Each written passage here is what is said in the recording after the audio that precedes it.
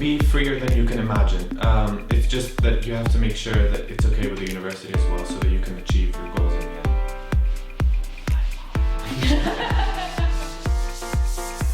So can I go out of the camera now so the focus is on them? George Papasotiriou and George Tsalas, thank you for being here. Thank you for having us. Thank you. So what higher level subjects did you guys choose? So I chose higher physics, higher mathematics, and higher psychology. And I did higher level math, higher level physics, and higher level economics. And do you regret any of your choices? No, absolutely not. I was really happy to actually take two kind of one science, one higher mathematics, and then one humanity, because it really brought a balance to my higher level IB subject. And anyway, at the beginning of my IB career, I was pretty sure I wanted to do psychology, so I was happy with that. For me, economics was kind of an escape from a mathematical and scientific revolved schedule, and it kind of allowed me to open my horizons with what's going on in the world, and I started to understand things that I wouldn't have without this course. So I really appreciate it, and I really do not regret taking it. So what helped you decide what subjects to choose for the IB?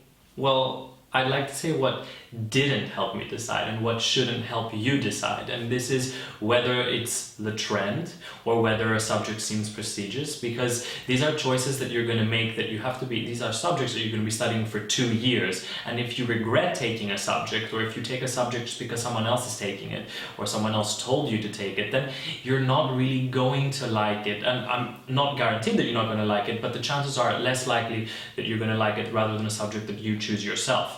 And there are many subjects that people take because they're prestigious. For example, many people take standard level math because they don't want to take math studies, because they see it as something inferior. But it shouldn't be, because there are many courses, in university courses, that one can take even with math studies. So it really doesn't matter what you take if it's not required. But what you should take into consideration is what course you want to do in university 2 years down the line, and that should affect your subject choices, because if a university requires a prerequisite subject for that course, you should take it, and you can't say that no, I'm not going to take it, and then argue with the university that. And also, seeing as you're taking the subject that you're hoping to study in university, it will also give you an insight into what it would entail for the next 3 years when you take an undergraduate course. So it's very important that you see what the university requires, so that you can see what the basis is for the course that you're about to take, so you can know if it will be interesting enough for you over the next 3 years.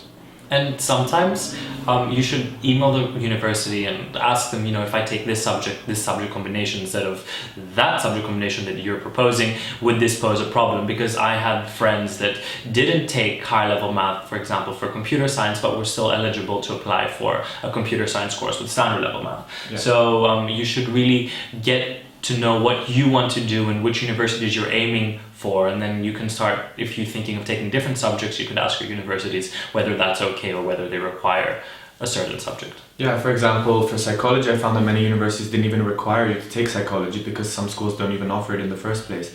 So that really helped me, because it allowed me to take higher maths and higher physics, which is what I was interested in, as well as psychology, of course. But you can be freer than you can imagine. It's just that you have to make sure that it's okay with the university as well, so that you can achieve your goals in the end.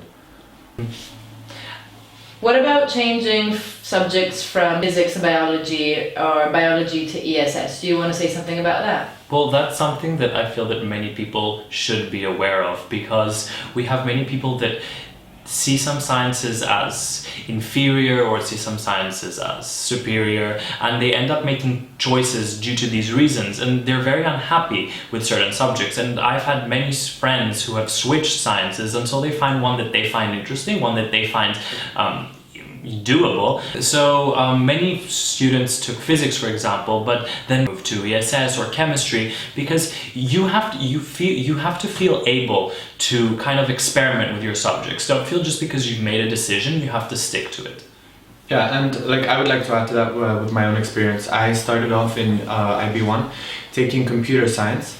It was my second science at the time. It was a standard level, and what I found was that I really was not interested in the science and in computer science, and I didn't want to go home and do any further research. And so in the end what happened was that I switched to chemistry instead, and I really found that chemistry was like the best thing for me because I got a grade that was much higher than I would have gotten in computer science, because I just wasn't interested enough in computer science to ever revise enough or find out enough information for myself on how to deal with the course. So what I would suggest to someone who's having difficulty in IB1 with the subjects that they've chosen is don't be afraid to switch to a different subject if you find that you're not passionate enough for that subject and that you will be passionate for the next one. The IB has too much work for you to be struggling, debating whether a subject is right or not for you. You have to struggle with your subjects and not with your subject choices. So make sure that you've made the right choices, and it's never too late to switch. Yeah. For example, we had people in our year who switched actually from who switched to ESS over the summer between IB1 and IB2, and they were very happy with their results in the end. So, do you know which subjects are right for you? Probably not, but you use your intuition and you take subjects which you think are right for you, and then you always have those possibilities to move on and to change a subject or to explore that subject. For example, I didn't know what computer science was when I took it, and it was a lot more practical than I expected it to be, and there was very little theory when it came to the coding, but I ended up liking that. I didn't expect that, but it was something that I liked. Other people might have not liked that and might have preferred a more theoretical science, but that's okay because you can experiment with your subjects as well.